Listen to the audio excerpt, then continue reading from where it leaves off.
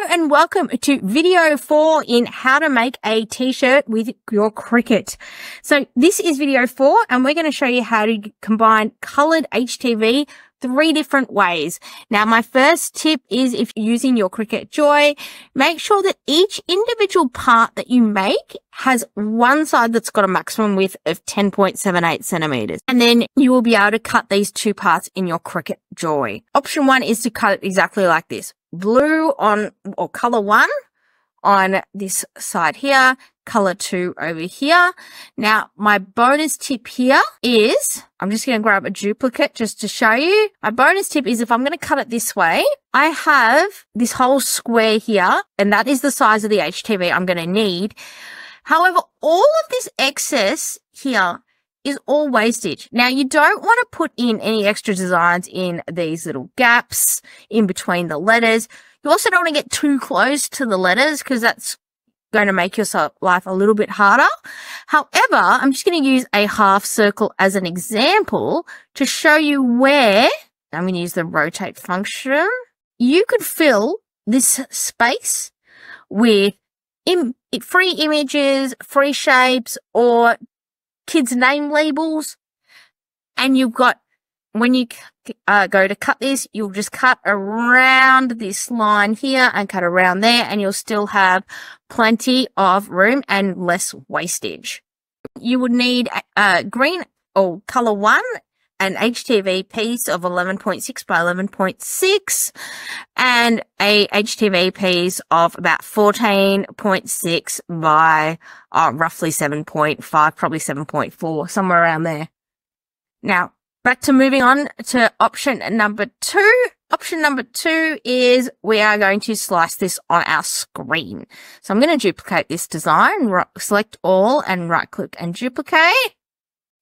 And I'm going to pop that down here.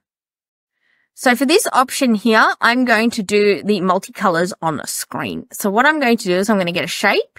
I'm going to get a square. Now, 11 divided by 3 is approximately 3.6. So I'm going to go to more and I'm going to make the height 3.6. I'm going to unlock my shape and I'm going to go across the middle here. Now, I want to then highlight the circle and the square, and I want to align this center vertically, making sure what moved is the square and not the circle. So from here, I'm going to go with my square and I'm going to take my original slice result. And because I want to change the color of the middle one, I am going to go with the slice option. Just remember, you can't undo it. So make sure you save your project or duplicate it like we have.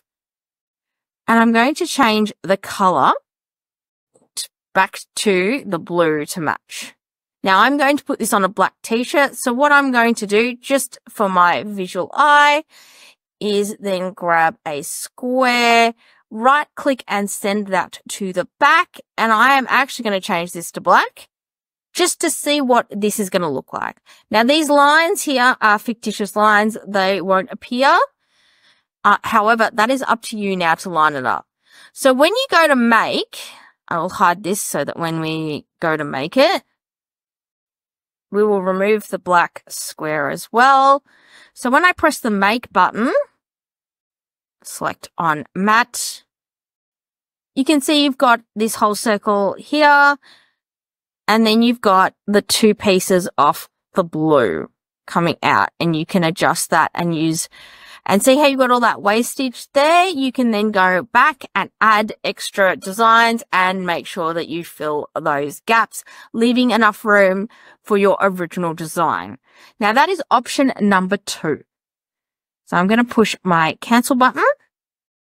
Now option number 3. Now what I'm going to do before I do option number 3 is I'm going to group all of this design, call it option 2, and hide it away. Now I'm going to bring back my original design. Now option number 3 is to achieve this result by cutting the HTV and applying it to your mat. So I'm going to jump over to my camera now.